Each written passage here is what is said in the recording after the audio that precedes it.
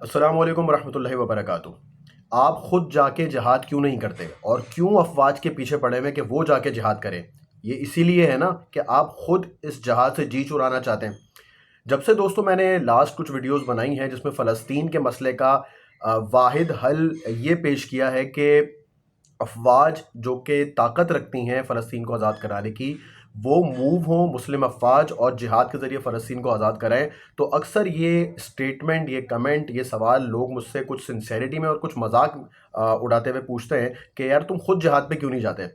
تو میں نے سوچا اس سوال کا جواب دینے کے لیے ایک ویڈیو بنا لی جائے۔ تو میں حاضر ہوں اور اسی سوال کا جواب انشاءاللہ تعالیٰ اس ویڈیو میں نے آپ کے سامنے پیش کرنا ہے۔ دیکھیں دوستو، پہلی بات سمجھنے کی یہ ہے کہ ہم کسی بھی معاملے میں حکم شرعی کے محتاج ہیں۔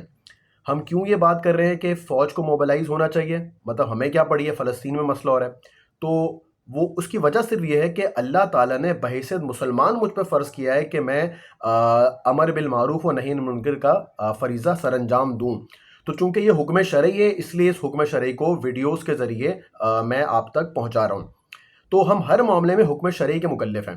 جو حکم شرعی ہوگا ہم اسی کو پورا کریں گے تاکہ اللہ تعالیٰ سے ہم ثواب کی، اجر کی امید رکھ سکیں۔ تو ایسے معاملے میں جب کسی مسلمان کے ملک کے اوپر کوئی حملہ کر دے، جیسا کہ فلسطین کے معاملے میں اسرائیل نے حملہ کیا ہوا ہے، تو ایسے میں اب حکم شرعی کیا ہے یہ ہم نے سمجھنا ہے، اور جو حکم شرعی ہمیں سمجھ میں آئے گا اور وہی حکم شرعی ہمیں فالو کرنا ہے تاکہ اس حکم شرعی کو فالو کرتے ہوئے ہم اللہ تعالیٰ سے اجر کی امید آخرت میں رکھ سکیں۔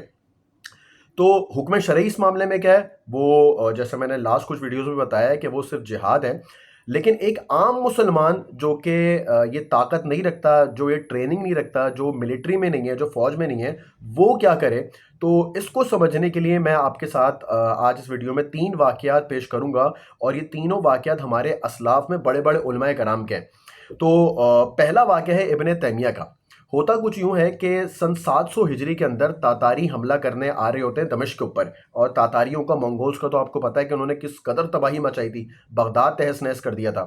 تو جب یہ خبر آتی ہے ابن تیمیہ کے پاس کہ وہ دمشق میں حملہ کرنے آ رہے ہیں، تو ابن تیمیہ کیا کرتے ہیں؟ وہ ابن تیمیہ جنہوں نے بہت سے مختلف مسائل پہ عقائد کے اوپر کتابیں لکھی ہیں، وہ کیا کرتے ہیں؟ وہ جاتے ہیں مصر کے سلطان کے پاس، اور مصر کے سلطان کے پاس جا کر وہ کیا کہتے ہیں؟ ان کی ایک اسپیچ کا چھوٹا سا خلاصہ میں آپ کے سامنے پیش کر رہا ہوں۔ وہ کہتے ہیں کہ اگر شام یعنی دمشق تمہاری سلطنت میں شامل نہیں ہوتا اور بحیثیت سلطان شام اگر تم سے مدد مانگتا تو تم پر مدد کرنا ضروری تھا، یعنی بے شک وہ سلطنت میں ہے یا نہیں ہے، اگر وہ نہیں بھی ہوتا تو بحیثیت مسلمان تم پر لازم تھا کہ تم پر شام کی مدد کرتے۔ آگے وہ کہتے ہیں کہ یہ بات تو تب تھی جب شام تمہاری سلطنت کا حصہ نہیں ہوتا، جبکہ شام تمہاری سلطنت کا حصہ ہے تو تم پر لازم ہے کہ تم جہاد کے لیے موبلائز ہو۔ اور ابن تیمیہ کی یہی کال ہوتی ہے کہ سن 702 ہجری میں سلطان مصر موبلائز ہوتا ہے فوج کے ساتھ اور تاتاریوں کو سن 702 ہجری میں شکست دیتا ہے۔ تو یہاں ابن تیمیہ نے کیا کیا؟ انہوں نے دیکھا کہ کہاں پر اسٹریٹجی قوت موجود ہے، اور جو قوت والے لوگ تھے ان کو پکارا تاکہ وہ جا کے اس مسئلے کا تاتاریوں کا مقابلہ کر سکے۔ تو بھائی ہم بھی تو یہ کر رہے ہیں۔ اسی طرح ایک اور واقعہ، قاضی الحروی سن 1099 ہجری میں جب صلیبیوں کا فلسطین پر قبضہ ہو جاتا ہے تو وہ کیا کرتے ہیں؟ قاضی الحروی بھی بغداد پہنچتے ہیں، اور بغداد میں جا کر وہاں پر خلیفہ کو مخاطب کرتے ہوئے کہتے ہیں کہ تمہاری جرت کیسے ہوئی کہ تم بہترین حفاظت میں پرسکون باغوں کے پھولوں کی مانند انگڑائیاں لے رہے ہو، جبکہ بلاد شام میں تمہارے بھائیوں کی خون کی ندیاں بہائی جا رہی ہیں، نوجوان لڑکیاں بے عزت کر دی گئی ہیں۔ جب انہوں نے یہ تقریر کی تو لوگ رونے لگے۔ آگے قاضی الحروی نے کیا فرمایا؟ انہوں نے فرمایا مردوں کے گھٹیا پن کی انتہا یہ ہے کہ جب تبلے جنگ بچ جائے تو اس وقت وہ آنسو بہا کر آہوزاریاں کرتے جائیں۔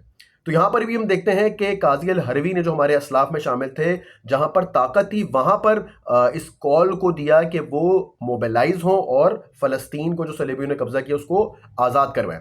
تیسری اگزامپل، شاہ ولی اللہ محدث دہلوی، دین کا شغف رکھنے والا کوئی بھی شخص ایسا نہیں ہوگا جو ان کا نام نہیں جانتا ہوگا۔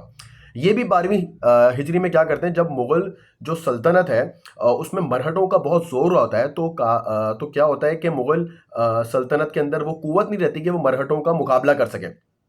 شاہ ولی اللہ کیا کرتے ہیں؟ وہ اپنے ارد گرد ملکوں میں نظر دوڑاتے ہیں اور دیکھتے ہیں کہ وہ کون سی ایسی شخصیت ہے جو ان مرہٹوں کا مقابلہ کر سکے۔ تو ان کی نظر پڑتی ہے احمد شاہ ابدالی پر جو افغانستان کا حکمران ہوتا ہے. احمد شاہ ابدالی کو وہ خط لکھتے ہیں اور خط میں کیا لکھتے ہیں؟ وہ کہتے ہیں کہ ہم بندگان الہی حضور صلی اللہ علیہ وسلم کو شفیع بناتے ہیں اور خدا کے نام پر التماس کرتے ہیں کہ ہمت مبارک کو اس جانب متوجہ فرما کر مخالفین سے مقابلہ کریں تاکہ آپ کا نام مجاہدین فی سبیل اللہ کی فہرست میں شامل ہو جائے اور مسلمان دست کفار سے خلاصی پا جائیں. تو دوستو ان تینوں اگزامپلز ہمیں پتہ چلتا ہے کہ جہاں پر استطاعت ہوتی ہے ایک عام مسلمان کا کام یہ ہے کہ وہ اس استطاعت کو پکارے اور اس استطاعت کو پکارنے کے بعد اس مسئلے کا حل دے. تو آج میں بھی یہی کر رہا ہوں، آپ کو بھی یہی کرنا ہے کہ جہاں استطاعت ہے یعنی ہماری بہادر افواج، ان کو کال دینی ہے تاکہ وہ اس مسئلے کا حل کریں. اور یہی حکم شرعی ہے اور یہی وہ حکم شرعی ہے جس پہ ہمارے اسلاف نے بھی عمل کیا. آئی ہوپ کہ یہ آنسر کلیئر ہوا ہوگا. اگر نہیں ہوا تو ضرور کمنٹ میں مجھے بتائیں. السلام علیکم ورحمۃ اللہ وبرکاتہ.